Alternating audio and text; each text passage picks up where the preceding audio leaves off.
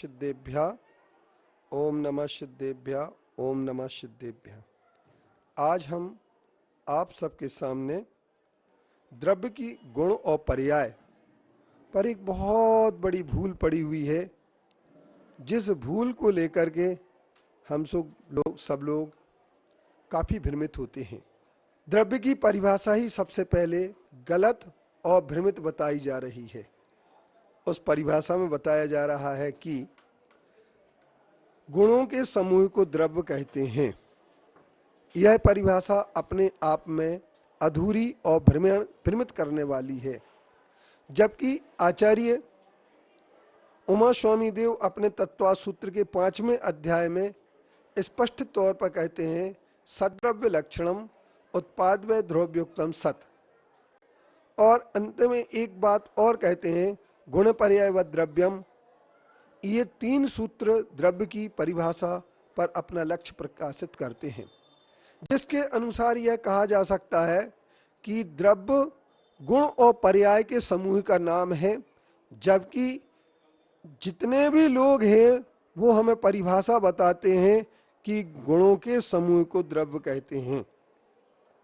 यदि मात्र गुण के समूह को द्रव्य कहा जाएगा तो यह परिभाषा हमारे लिए शुद्ध आत्मा और ध्रुव स्वभाव की ओर ले जाएगी, जबकि आचार्यों का कहना है कि द्रव्य ध्रुव भी होता है, द्रव्य अध्रुव भी होता है, क्योंकि द्रव्य में 2 प्रकार की विशेषताएं पाई जाती हैं।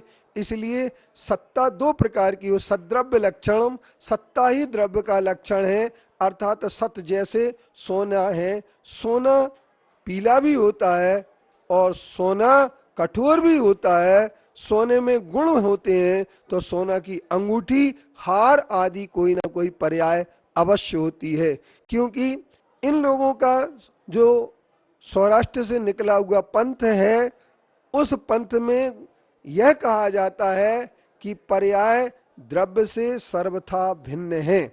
और पर्याय द्रव्य से जब सर्वथा भिन्न कहते हैं तो वो यह कहने के पीछे उनका बहुत गहरा सोच है। वो कहते हैं कि द्रव्य की राग आदि पर्याय, राग द्वेष आदि पर्याय द्रव्य से सर्वथा अलग है, अर्थात आत्मा राग द्वेष नहीं करता है। आत्मा सिर्फ ध्रुव स्वभावी गायक स्वभावी होता है। आत्मा का स्वभाव जानना देखना है, बाकी सब विभाव है। लेकिन एक ध्यान रखना, हमें एक बात सुनिश्चित कर लेना है कि द्रव्य वही है जिसमें गुण और पर्याय दोनों पाई जाती हैं। इसलिए पंचास्ति काय की 12वीं गाथा में आचार्य कुंद देव ने बड़े स्पष्ट शब्दों में कह दिया है, पज्जय विजुदम दब्बम दव्य विजुत्तम पज्जया नत्थी दोनम अनन्यभूदम भावा समना परुवेंती। द्रव्य क्या है?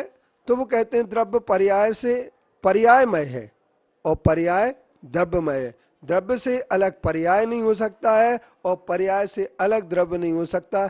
ऐसे भाव, ऐसे पदार्थ का वर्णन मुनियों ने, श्रमणों ने किया है, भावा समना परुवेंती। लेकिन फिर भी आज तक यही चला आ रहा है कि गुणों के समूह को द्रव्य कहा जा रहा है।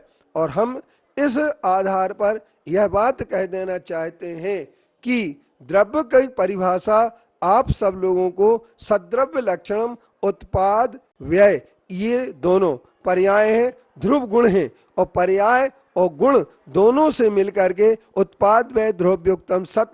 कोई भी सत्ता जो होती है, सत्ता सब पयत्था, वह सत्ता सभी पदार्थों में पाई जाती है। सविस्वरूपा अनंत पज्जाया, और वह सत्ता सभी पदार्थों में पाई जाती है और सविस्वरूप है, सब परिविक्खा हवदि इक्का, और सप्रतिबद्ध होने के साथ साथ वह पर्याय एक रूप है, वह सत्ता है। और सत्ता को जो समझ लेगा वही द्रव्य को समझ सकता है, क्योंकि द्रव्य का स्वभाव, द्रव्य का लक्षण सत्य है। और यही सत्य के लक्षण को प्रवचन सार के 2 अध्याय में भी प्रतिपादित किया गया है। इस आधार पर हम यह कह सकते हैं कि द्रव्य कितना है, कैसा है, तो कह सकते हैं कि द्रव्य गुण और पर्याय के समूह का नाम है।